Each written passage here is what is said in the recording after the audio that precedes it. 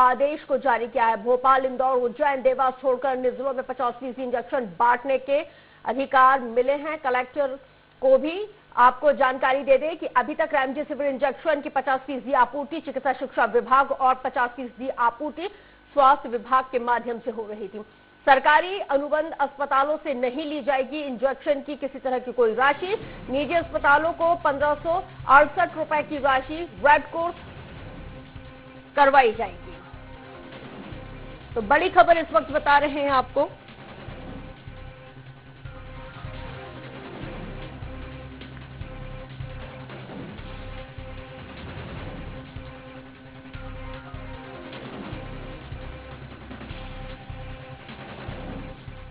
एक और बड़ी खबर का रुख करेंगे, राजधानी भोपाल से ही मिल रही है, जहां पर राजधानी में कोरोना संक्रमण का कहर लगातार जारी है। 24 घंटों की अगर बात की जाए तो यहां पे 112 लोगों का कोरोना प्रोटोकॉल के तहत अंतिम संस्कार किया गया। दिन ब दिन लगातार मौतों का आंकड़ा बढ़ता जा रहा है। भदभदा विश्राम घाट में 72, सुभाष नगर विश्राम घाट में 30 शवों का कोरोना प्रोटोकॉल के तहत अंतिम संस्कार किया गया। 10 लोगों को कब्रिस्तान में जमींदोज किया गया है। शहर में 43 लोगों की सामान्य मौत हुई है।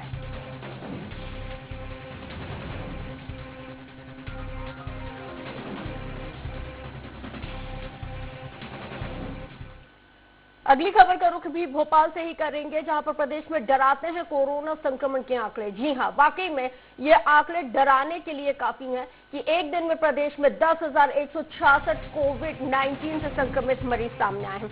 राजधानी भोपाल में 1637, इंदौर में 1693, जबलपुर में 653, ग्वालियर में 595, उज्जैन में 267 कोरोना संक्रमित मरीज सामने आए हैं। सरकार आंकड़ों के मुताबिक, आपको बता दें कि सरकारी आंकड़ों के मुताबिक भोपाल में 8, इंदौर में 6, जबलपुर में 6, ग्वालियर में 5, उज्जैन में 2 मरीजों की मौत हुई है। ये सरकारी आंकड़े हैं और महज हमने 112 मौतों का सिलसिला भी बता दिया कि किस तरह से ये 112 मौतें हुई हैं और उसके तहत कहां किस तरह से कोरोना प्रोटोकॉल के तहत अंतिम संस्कार किया गया। लेकिन सरकारी आंकड़े जो बता रहे हैं वो स्थिति एकदम विपरीत है। प्रदेश में 24 घंटों में 53 मरीजों की इलाज के दौरान मौत हुई और एक्टिव मरीजों का आंकड़ा अब आपको बता दें 55,500 के पार पहुंच गया है। 3,970 मरीज स्वस्थ हुए हैं। बड़ी खबर इस वक्त आपको बता रहे हैं।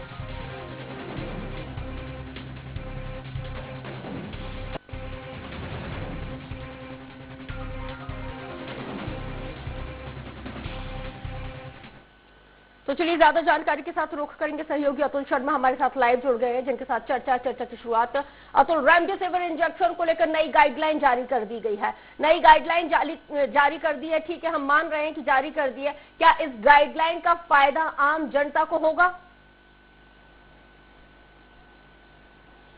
देखिए, जिस तरह से रेमडेसिविर इंजेक्शन को लेकर पूरे प्रदेश के अंदर किल्लत बनी हुई है और लगातार सरकार की ये मंशा है कि जल्द से जल्द इसकी आपूर्ति की जाए। इसको लेके अब सरकार ने जो एक बड़ा कदम उठाया है, जिसके अंतर्गत अब कलेक्टरों को जो है रेमडेसिविर का वितरण के लिए 50% जो इंजेक्शन कोटा रहेगा उसके जो है कलेक्टर को प्रभाव गया है। यानी कुल मिला के कलेक्टर के निर्देश अनुसार कलेक्टर अपने अपने जिलों में ये समझेगा, सोचेगा कि आखिर किस सरकारी हॉस्पिटल या सरकार की तरफ से अनुबंध हॉस्पिटल या निजी हॉस्पिटल, किस हॉस्पिटल में कितनी जो है जीवन रक्षक इंजेक्शन की जरूरत है। तो ऐसे में ही वो तय करेंगे कि आखिर किस हॉस्पिटल के अंदर कितनी जो है जरूरी है। हालांकि देखिए, इस फैसले से भोपाल, इंदौर, उज्जैन, रतलाम इनको अलग रखा गया है, क्योंकि यहाँ पे भी अभी भी स्वास्थ्य विभाग और चिकित्सा शिक्षा विभाग यही डिसाइड करेंगे कि आखिर किस हॉस्पिटल के अंदर कितने इंजेक्शन को आवंटित किया जाए या किस जिस तरीके से लगातार जो है मरीज बढ़ रहे हैं उस हिसाब से आवंटन किया जाएगा।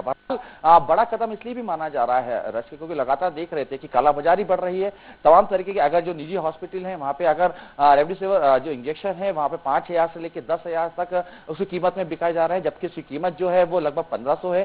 सरकार ने भी तय किया है कि अगर निजी हॉस्पिटल में जब सरकार की तरफ से इंजेक्शन जाएगा तो उसकी 1,500 के लगभग उसकी कीमत रखी जाएगी और निजी हॉस्पिटल्स वालों को रेड क्रॉस में उसकी राशि जमा करवानी पड़ेगी।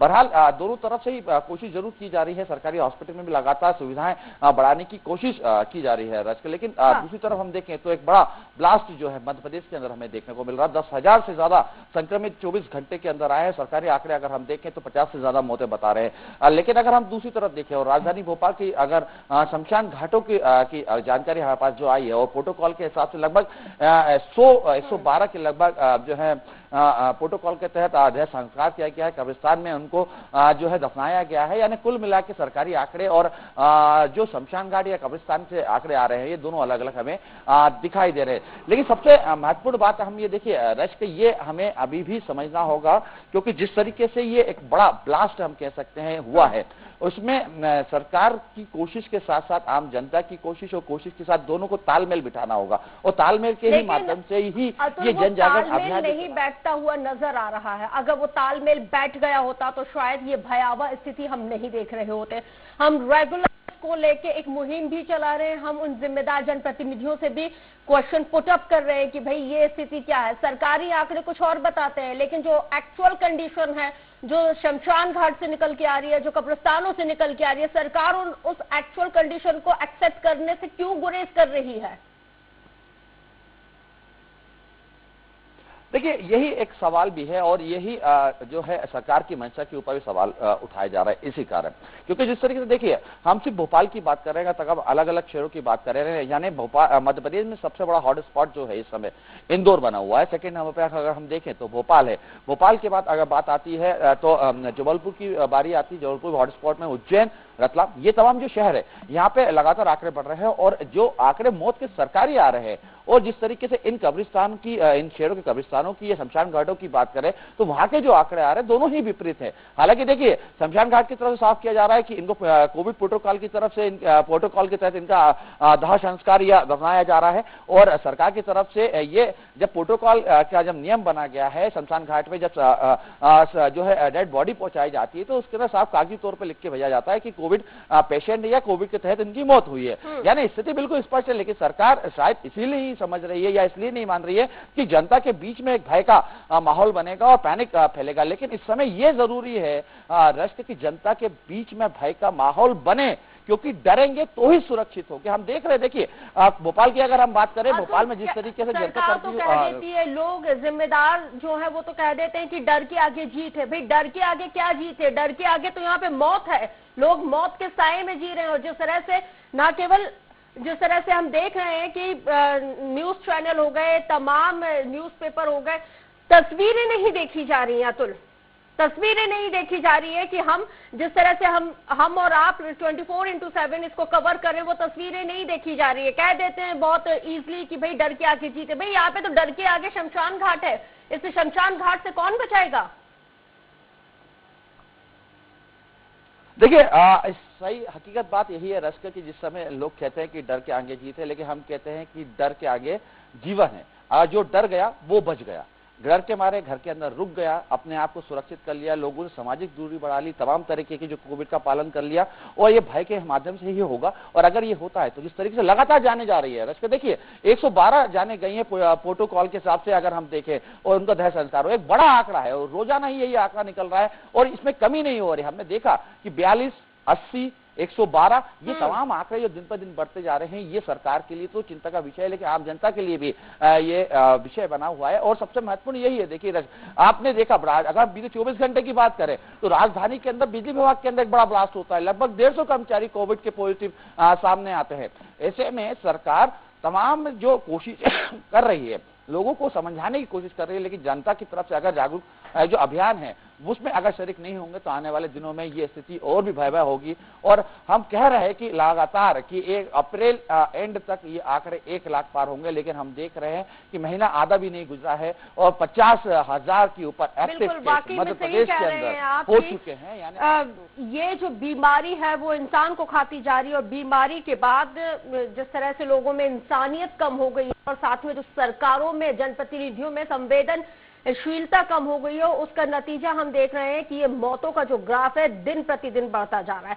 संक्रमितों की संख्या दिन प्रतिदिन बढ़ती जा रही है। यहाँ पे सब कुछ जायज है। चुनाव हो सकता है, चुनाव नहीं टल सकते हैं, चुनाव को टाला नहीं जा सकता। चुनाव आयोग अपने प्रोटोकॉल के तहत तारीखों का ऐलान कर देता है और लोगों की जिंदगी को भाड़ में झोंक देता है। ये चुनाव आयोग भी कर सकता है, लेकिन राष्ट्रपति शासन लगाया जा सकता है, लेकिन वो शासन भी नहीं लगाया जा सकता। वो इसलिए नहीं लगाया जा सकता क्योंकि भाई चुनाव कराना बेहद लाजमी हो, जनता चाहे भाड़ में झोंक दी जाए, इससे किसी को कोई सरोकार नहीं है। तो इसलिए लगातार स्वराज एक्सप्रेस अपने तमाम दर्शकों से अपील कर रहा है कि आप अपनी सुरक्षा की जिम्मेदारी खुद वहन करें, क्योंकि यहाँ पे आपको बचाने के लिए कोई नहीं आएगा। बहुत शुक्रिया अतुल तमाम जानकारी के लिए, हमारे साथ जुड़ने के लिए। और हम अपने दर्शकों से लगातार ये अपील करते आ रहे हैं कि भाई प्रॉपर मास्क पहनिए, हाथों को सैनिटाइज कीजिए और 2 गज की दूरी का पालन सदैव करिए।